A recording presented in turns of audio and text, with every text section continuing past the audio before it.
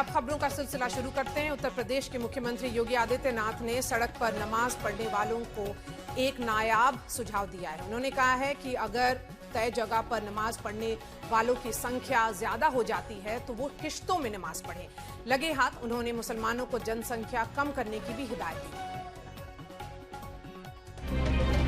सड़क पर नमाज पढ़ने की ऐसी तस्वीरें अब उत्तर प्रदेश में आपको देखने के लिए नहीं मिलेंगी, क्योंकि सड़क पर नमाज पढ़ने वालों के खिलाफ योगी आदित्यनाथ पहले से ज्यादा सख्त हो गए हैं। लोग मुझसे पूछते हैं, साहब आपके यहाँ यूपी में क्या सड़कों पे सचमुच नमाज नहीं होती? मैं कहता हूं कतई नहीं होती है, आप जाके देख लो, नहीं होती है। अरे सड़कें चलने के लिए है या कोई भी व्यक्ति आकर के चौराहे पे आके तमाशा बना देगा? क्या अधिकार है उसको सड़क रोकने का? आवागमन बाधित करने का कौन सा अधिकार है? जहां उसका स्थल होगा वहां जाके करें। उन लोगों ने मुझसे कहा साहब कैसे होगा, हमारी संख्या ज्यादा है। हमने कहा शिफ्ट में कर लो, तुम्हारे घर में रहने की जगह नहीं है तो भाई संख्या नियंत्रित कर लो। योगी का संदेश साफ है, संख्या ज्यादा है तो आबादी कम करो, नहीं तो शिफ्ट में नमाज पढ़ो, वरना कानून का कोड़ा तो है ही। योगी के बयान ने यूपी की सियासत सुलगा दी, विपक्ष को निशाना साधने का मौका मिल गया। अभी माननीय प्रधानमंत्री जी यूएई गए, वो वहां शेख को किस तरीके से हाथ फैला करके गले लगा रहे हैं और आप यहाँ गाली दे रहे हैं। मुझसे भी लोग पूछते हैं कि यूपी में किसका राज है, तो मैं बोलता हूं कि सांप्रदायिकता का राज है। ट्रेनों के अंदर, एयरपोर्ट के ऊपर भजन कीर्तन करते हुए, प्रार्थना करते हुए हम तो कभी कोई आपत्ति नहीं उठाता, मगर यहाँ पे इस तरह की भाषा का इस्तेमाल करना कि नहीं, फिर हमको हम हमारे हिसाब से करें, क्या करेंगे, आप सबको मार डालेंगे। चुनाव में अभी समय है, मगर 2022 में योगी आदित्यनाथ ने 80% वर्सेस 20% वाला दांव जो खेला था, उसी दांव को एक बार फिर आजमाने की कोशिश शुरू कर दी है। लखनऊ से समर्थ श्रीवास्तव के साथ आज तक ब्यूरो।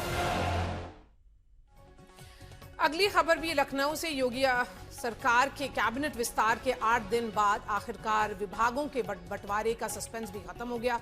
मंत्रिमंडल के बंटवारे का जो पेच था वो सुलझ गया। कल रात यूपी में नए मंत्रियों के विभागों का ऐलान हो गया है। भूपेंद्र चौधरी, मनोज पांडे, अजीत सिंह पाल, सुमिंदर तोमर समेत 8 मंत्रियों का विभाग बंट गया है। मंत्रियों के विभागों के बंटवारे से साफ हो गया है कि जो पीडब्ल्यूडी मंत्रालय को लेकर जो कयास चल रहा था वो गलत साबित हुआ है। जो भी दायित्व पार्टी देगी, जो भी नई जिम्मेदारी देगी, उस जिम्मेदारी को उत्तर प्रदेश के 25 करोड़ जनता के हित में 100% नीचे जमीन पर उतारना है। यही हमारे मन का संकल्प होगा। और नई भूमिकाओं में जो हम लोग आए हैं तो निश्चित रूप से एक नई चुनौतियां हैं। वो चुनौतियां हैं कि कैसे हम जनता की चीजें हूबहू जनता तक पहुंचा सकें। अखिलेश कह रहे हैं कि आन गांव का सिद्ध अपने लोग फिस। ये बात कभी शिवपाल जी उनके लिए कहा करते थे, तो आत्ममंथन करें कि वो अपने यहाँ ठीक करें। ये बात तो उनके यहाँ परिवार में कई बार हो चुकी है। योगी आगे आगे, शुवेंदु पीछे पीछे। सड़क पर नमाज पढ़ने की पाबंदी लगाने के बाद पश्चिम बंगाल के नए मुख्यमंत्री शुवेंदु अधिकारी ने अब मदरसे से जुड़ी आर्थिक योजनाओं पर भी रोक लगा दी है। शुवेंदु वंदे भारत एक्सप्रेस की स्पीड से दनादन फैसला ले रहे हैं। सरकार बनने के 10वें दिन जब कैबिनेट बैठक के लिए मुख्यमंत्री शुवेंदु अधिकारी पहुंचे तो उनके दिमाग में मैनिफेस्टो में किए गए वादों की झलक साफ थी। कैबिनेट ने फैसला किया है कि मदरसा शिक्षा विभागों के तहत धार्मिक आधार पर दी जाने वाली सभी सहायक योजनाएं अगले महीने से बंद कर दी जाएंगी। सभी सरकारी बसों में महिलाओं को मुफ्त यात्रा सुविधा मिलेगी। लक्ष्मी भंडार योजना की राशि सीधे महिलाओं के बैंक खातों में भेजी जाएगी। इसके लिए बाकायदा सरकार लाभार्थियों की जांच भी कराएगी। वहीं सरकार के फैसलों पर सियासत तेज है।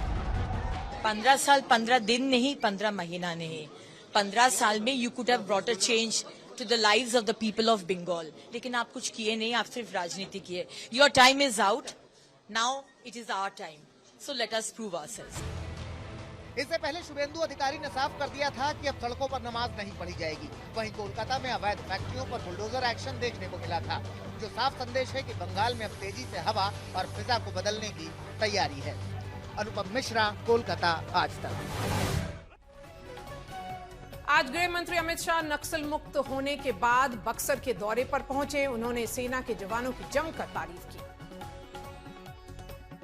सरेंडर हुए, पुनर्वास स्वीकृत किए, कुछ नक्सलियों से मिला था। मैंने बोला भाई तू कैसे ज्वाइन कर गया यहाँ? तो उसने कहा साहब हमारे तीसरी कक्षा से पूरे क्लासरूम को उठाकर ले गए थे, सब नक्सली बन गए, पूरे के पूरे जीवन तबाह कर दिए थे। और आज मां दंतेश्वरी की कृपा से बस्तर एक नया सबेरा देख रहा है, विकास के रास्ते पर आगे बढ़ने के लिए संकल्पबद्ध हो रहा है। पीएम मोदी के बचत मंत्र के बाद बीजेपी के मुख्यमंत्रियों के बीच तेल बचाने की होड़ मची हुई है। दिल्ली में आज मुख्यमंत्री समेत पूरी सरकार दफ्तर जाने के लिए मेट्रो में सफर उन्होंने किया। सरकार ने इसे मंडे मेट्रो अभियान का नाम दिया है। सीएम रेखा गुप्ता ने आज दफ्तर जाने के लिए मेट्रो की सवारी की। प्रधानमंत्री नरेंद्र मोदी का आह्वान था कि ईंधन की बचत की जाए, लोग कारपूल करें, और ऐसे में दिल्ली की मुख्यमंत्री की तरफ से मंडे मेट्रो की शुरुआत जो है वो की गई है। और आप देख सकते हैं कि दिल्ली के मुख्यमंत्री रेखा गुप्ता जो कि मेट्रो से ट्रैवल करते हुए दिल्ली सचिवालय पहुंची हैं। तस्वीरें देख सकते हैं कि आप देखें कि ये मेट्रो फीडर बस है, इसके जरिए जो है मुख्यमंत्री दिल्ली सचिवालय पहुंचेंगे। जब मुख्यमंत्री मेट्रो में सवार हो तो बाकी के मंत्री कैसे पीछे रहते? एक एक करके सभी मंत्री भी मेट्रो स्टेशन की तरफ चल पड़े। मंत्री प्रवेश वर्मा घर से पैदल निकले, मेट्रो स्टेशन तक बस ली और फिर मेट्रो से सफर किया। घर से पैदल चला, उसके बाद में मेट्रो लिया, फिर मैंने जो है हमारी अपना देवी बस ली। मेरे को जितना समय गाड़ी से लगता था उतना कम समय में यहाँ पर पहुँच गया ऑफिस में। दिल्ली के मंत्री मनजिंदर सिरसा, आशीष सूद, पंकज कुमार सिंह और कपिल मिश्रा ने भी यही रास्ता अपनाया। मैं भी मेट्रो से आया हूं और मेट्रो से आईपी मेट्रो स्टेशन उतरा हूं और वहां से स्पेशल फीडर बसें चलाई गई हैं डीटीसी के द्वारा, जो कि मेट्रो स्टेशन से लेकर दिल्ली सचिवालय तक आती हैं। तो उसी बस के द्वारा अभी मैं अपने दफ्तर आया हूं। सीएम और मंत्रियों की तरह ही दिल्ली के बीजेपी सांसद भी तेल बचाने की मुहिम में जुटे दिखे। ऑटो पूल किया, हम घर से इलेक्ट्रिक ऑटो से निकले हैं और बाद में मेट्रो स्टेशन आके वहां से हम सीपी आए। पीएम की अपील के बाद देश के अलग अलग हिस्सों में अपील पर अमल देखा जा रहा है, जो जाहिर तौर पर सकारात्मक है। सुशांत मेहरा, दिल्ली, आज तक।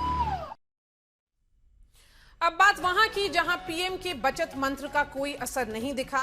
कांग्रेस ने आज केरलम में 10 साल बाद सत्ता वापसी का जश्न बाजे गाजे के साथ मनाया। वीडी सतीशन ने आज राज्य के मुख्यमंत्री के तौर पर शपथ ली। इस समारोह में राहुल गांधी, प्रियंका खरगे समेत कांग्रेस शासित राज्यों के मुख्यमंत्री मौजूद रहे। വടശ്ശേരി ദാമോദര മേനോൻ സതീശൻ എന്ന ഞാൻ കേരള സംസ്ഥാനത്തെ മുഖ്യമന്ത്രി എന്ന നിലയിൽ इसी के साथ ही केरलम में कांग्रेस एक बार फिर सत्ता में आई और वीडी सतीशन केरलम के 13वें मुख्यमंत्री बने। राज्यपाल राजेंद्र विश्वनाथ आर्लेकर ने उनके अलावा पूरी कैबिनेट को शपथ दिलाई, जिसमें 20 मंत्री शामिल थे। ऐसा 64 साल के बाद हुआ जब पूरी कैबिनेट ने एक साथ शपथ ली हो। इससे पहले राज्य के तीसरे कांग्रेसी मुख्यमंत्री रहे आर शंकर ने 1962 में पूरी कैबिनेट के साथ शपथ ली थी। केरलम की कैबिनेट में 14 विधायकों ने पहली बार मंत्री पद की शपथ ली। शपथ ग्रहण समारोह में राहुल और प्रियंका गांधी के अलावा पूर्व मुख्यमंत्री पी विजयन, बीजेपी नेता राजीव चंद्रशेखर समेत सभी कांग्रेस शासित राज्यों के सीएम भी कार्यक्रम में शामिल हुए। लेकिन तस्वीरों में एक बार फिर इंडिया गठबंधन में दरार साफ देखी गई, जहां इंडिया गठबंधन का एक भी नेता शपथ समारोह में शामिल नहीं हुआ। आज तक ब्यूरो। नीट पेपर लीक जांच में एक के बाद एक चौंकाने वाले खुलासे हो रहे हैं। सीबीआई ने आज एक और अहम किरदार को गिरफ्तार किया। लातूर में कोचिंग चला रहे शिवराज रघुनाथ ने गिरफ्तारी के बाद जो कहा, उसने एक बार फिर एनटीए की भूमिका पर बड़े सवाल खड़े कर दिए हैं। सीबीआई की गिरफ्त में आया ये एक और बड़ा चेहरा है, जिसने करीब नीट के 22 लाख छात्रों के भविष्य के साथ खिलवाड़ किया है। लातूर में शिवराज माटे गांव कर करीब 100 करोड़ी कोचिंग चलाता है, लेकिन छात्रों को शिक्षा देने के बजाय इसने उन्हें अपराधी बना दिया। नीट पेपर लीक की जांच जब शिवराज तक पहुंची तो कई बड़े चौंकाने वाले खुलासे हुए। शिवराज से सीबीआई ने करीब 10 घंटे लंबी पूछताछ की। सूत्रों की माने तो शिवराज एनडीए के कई अधिकारियों के संपर्क में था। वहीं पेपर लीक का मास्टरमाइंड प्रोफेसर पीवी कुलकर्णी से भी इसके संबंधों का खुलासा हुआ है, जिसके बाद पुलिस ने इसे गिरफ्तार कर लिया है। शिवराज ने नीट यूजी परीक्षा 2026 के प्रश्न पत्र और उनके उत्तर परीक्षा से करीब एक हफ्ते पहले यानी 23 अप्रैल 2026 को हासिल कर लिए थे। जांच के दौरान ये भी सामने आया कि आरोपी ने परीक्षा समाप्त होने के बाद लीक हुए पेपर को नष्ट कर दिया और इस तरह उसने सबूतों को मिटा दिया। शिवराज रघुनाथ मोटेगांवकर के मोबाइल फोन में नीट यूजी 2026 के लीक हुए प्रश्न पत्र मिले हैं। शिवराज ने लीक हुए प्रश्न पत्रों और उत्तर पुस्तिकाओं की कॉपी विवेक पाटिल और अन्य सहित कई लोगों को उपलब्ध कराई। उधर नीट पेपर लीक को लेकर कांग्रेस सड़कों पर उतरी हुई है। नीट यूजी पेपर लीक मामले को लेकर कांग्रेस पार्टी के छात्र संगठन एनएसयूआई का धरना प्रदर्शन अभी भी जारी है। इस समय मैं तस्वीरें आपको शास्त्री भवन के बाहर की दिखाना चाहूंगा, जहां कभी शिक्षा मंत्रालय हुआ करता था। वहां आप देख सकते हैं कि जो एनएसयूआई के कार्यकर्ता हैं यहां पर एक शव यात्रा निकाल रहे हैं। हमारा सवाल है, एजुकेशन माफिया कहाँ है? एनटीए में बैठे हुए बड़े अधिकारी कहाँ है? बड़े कोचिंग माफिया कहाँ है? सरकार में बैठे हुए लोग कहाँ हैं? छोटी मछलियों को पकड़ करके आप छोटी मोटी कार्रवाइयां कर करके कोई कुछ भी होने वाला नहीं है। अभी कई और बड़े चेहरों का पर्दाफाश होना है, जहां एनटीए की भूमिका सवालों के घेरे में है। आज तक ब्यूरो। तारीख पर तारीख उत्तर प्रदेश के शिक्षक अभ्यर्थियों की भर्ती को लेकर बार बार तारीख मिलने से परेशान लोगों ने सड़क पर अनोखे अंदाज में प्रदर्शन किया।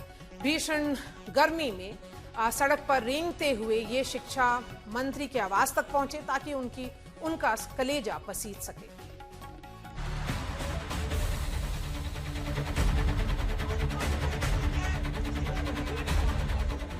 इतनी भीषण गर्मी में ये अभ्यर्थी सड़क पर रेंग रहे हैं। रेंगते हुए इन प्रदर्शनकारियों की मंजिल है यूपी के शिक्षा मंत्री का आवास। इनकी सिर्फ इस बात की मांग है कि किसी भी तरीके से इस पूरे मामले में सुप्रीम कोर्ट में जो लंबित मामला है उसकी सुनवाई हो। और अब ये तमाम लोग हैं, अभ्यर्थी इनके पास हैं और अभ्यर्थी संदीप सिंह के घर तक लौटते हुए जा रहे हैं, सिर्फ इसलिए कि इनकी फरियाद सुनी जाए, इनके साथ जो ज्यादती हो रही है वो सुना जाए। तो अब ये लंबे समय से सुप्रीम कोर्ट में ये मामला लंबित है। 69,000 शिक्षक भर्ती मामले में अभ्यर्थियों को सिर्फ तारीख मिल रही है। फिर से जब तारीख मिली तो अभ्यर्थियों का आक्रोश फूट पड़ा। हमारे पास साहब कोई ऑप्शन नहीं है, हम लोग थक चुके हैं, हार चुके हैं। पिछले 6 सालों से हम लोग प्रताड़ित हो चुके हैं, हमारे पास कोई मौका नहीं है। ऐसे रैंक कराने की क्या जरूरत पड़ गई? हम सिर्फ विनती करने आए हैं, जिस तरह भगवान के लिए विनती किया जाता है उस तरह विनती करने आए कि हे महामहिम आप लोग सुन लीजिए, हमारा वोट लेकर के आप भगवान बन चुके हैं, हम लोग कहाँ जाए? वैसे भी हमारी जिंदगी कीड़े मकोड़ों से ही बदतर है, तो अब यहाँ पर हम कम से कम अपने जो हमारे समाज के मंत्री हैं, जो एक टीचर जो बोलते हैं कि सभ्य समाज को बनाने का काम करता है, कम से कम हमारे शिक्षा मंत्री को पता तो चले कि हम उस शिक्षकों को कीड़े मकोड़ों की तरह बना दिए हैं जो आज दर दर भटक है। अब जाकर हम लोग को पता चला कि सही में जगह हम लोग का यही था। अब तक हम ये समझते थे कि कीड़े मकोड़े नहीं है, लेकिन सच्चाई है कि हम लोग कीड़े मकोड़े के ही काबिल हैं। उत्तर प्रदेश का 69,000 सहायक शिक्षक भर्ती मामला सुप्रीम कोर्ट में विचाराधीन है। इस मामले में 19 मई को सुनवाई होनी है। अभ्यर्थियों का आरोप है कि सरकार उनका पक्ष कोर्ट में सही से नहीं रख रही है, जिसकी वजह से उनका करियर बर्बाद हो रहा है। संतोष शर्मा, लखनऊ, आज तक। आज जब दुनिया एआई युग में प्रवेश कर रही है, उस वक्त भी देश में, हिंदुस्तान में दहेज के मामले झकझोर देने वाले हैं। यूपी के ग्रेटर नोएडा में एक ऐसा ही मामला सामने आया है जिसमें महिला की मौत के पीछे परिवार दहेज का आरोप लगा रही है।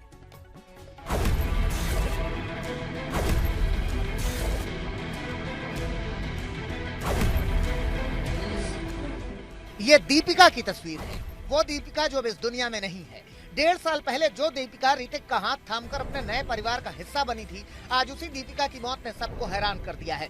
ससुराल वालों का दावा है कि दीपिका ने छत से कूदकर आत्महत्या कर ली। वहीं परिवार दहेज उत्पीड़न का आरोप लगा रहा है। मेरे भाई कल मतलब वहाँ गए थे इस विषय में समझाने के लिए, बिल्कुल बातचीत हुई, अच्छे से सब कुछ हुआ, लेकिन मतलब आधे घंटे बाद ही फोन आ गया। जैसे वो वहाँ से विदा होकर घर पे आए, आधे घंटे बाद ही फोन आ गया कि बेटी मतलब गिर गई है। दीपिका के परिवार का दावा है कि पिछले काफी वक्त से उन्हें परेशान किया जा रहा था। दहेज की मांग की जा रही थी। एक दिन पहले ही वो बेटी से मिलकर आए और फिर उसकी मौत की खबर ने हैरान कर दिया। पूरी बॉडी पे निशान है मार पीट के, हर चीज के, और उसको इनफैक्ट उसके पेट में मतलब या तो कोई बुलेट का मतलब घाव है, वो इतना मोटा घाव है, और या मतलब कोई स्क्रू वगैरह, कोई सरिया वगैरह मतलब उससे मारा गया है उसको, तो मतलब उसके पूरी बॉडी पे निशान है, तो ये मतलब बच्चा अपने आप तो कैसे कर लेगा। पुलिस ने मामले में FIR दर्ज कर पति और ससुर को गिरफ्तार कर लिया है। इस प्रकरण में मृतका के पति एवं ससुर को गिरफ्तार कर लिया गया है। अन्य साक्ष्य संकलन एवं विधिक कार्यवाही की जा रही है। परिवार का दावा है कि लड़की का ससुराल रसूखदार है, ऐसे में पुलिस भी मामले को रफा दफा करने में लगी हुई है। पुलिस ने तो भी हमसे मिले बिना, हमारा कोई व्यू लिए बिना पहले ही बोल दिया है कि छत से जो उन्होंने आत्महत्या की है, जबकि ऐसा नहीं है। दरअसल ये जो व्यक्ति है मनोज प्रधान, जो लड़की के ससुर लगते हैं, ये राजनीतिक रसूख वाला व्यक्ति है और भूमाफिया भी है। इसके खिलाफ पहले ही दर्जनों मुकदमे वहाँ के जो लोकल थाना है उसमें दर्ज है। तो ये तो जांच को पूरी तरह से प्रभावित करने का प्रयास करेगा और हो सकता है इसने वहाँ पे लोकल चौकी या थाना स्तर पे पैसे भी पहुँचा दिए हों। बहरहाल हत्या और आत्महत्या दोनों पहलुओं से जांच की जा रही है। ग्रेटर नोएडा से अरुण त्यागी के साथ आज तक ब्यूरो। अब आपको दिखाते हैं पंजाब से आई दो हैरान करने वाली तस्वीरें, जिससे आपको वहां अपराधियों के बुलंद हौसलों का अंदाजा लग जाएगा। पहली तस्वीर जालंधर की है, जहां हथियार के दम पर एक महिला को दिन दहाड़े लूटा गया। बाइक पर सवार होकर दो लुटेरे आते हैं और महिला को गली में दौड़ाते हैं। महिला के साथ एक बच्चा भी है, जिसे जमीन पर गिराकर वो चैन लूट लेते हैं। दूसरी तस्वीर न्यू चंडीगढ़ की है, जहां महिला अपने 6 महीने के बच्चे को कॉलोनी में घुमा रही थी। तभी बाइक सवार लुटेरे आते हैं और लूटपाट कर भाग जाते हैं। दोनों तस्वीरें CCTV में कैद हुई, जिससे अंदाजा लगाया जा सकता है कि लुटेरों के हौसले किस तरह बुलंद होते जा रहे हैं पंजाब में। अब बात प्रधानमंत्री नरेंद्र मोदी की, जो कि अपने विदेश दौरे में आज नॉर्वे पहुंचे। नॉर्वे में उन्हें अपने सबसे बड़े सम्मान से नवाजा है और PM मोदी को जो सम्मान मिला है वो सबसे हाईएस्ट सिविलियन ऑनर है, जो नॉर्वे का सर्वोच्च सम्मान माना जाता है। खास बात यह है कि ये प्रधानमंत्री मोदी को दुनिया के अलग अलग देशों से मिला 32वां अंतर्राष्ट्रीय सम्मान है। इससे पहले कल प्रधानमंत्री नरेंद्र मोदी को स्वीडन के सर्वोच्च सम्मान से सम्मानित किया गया था।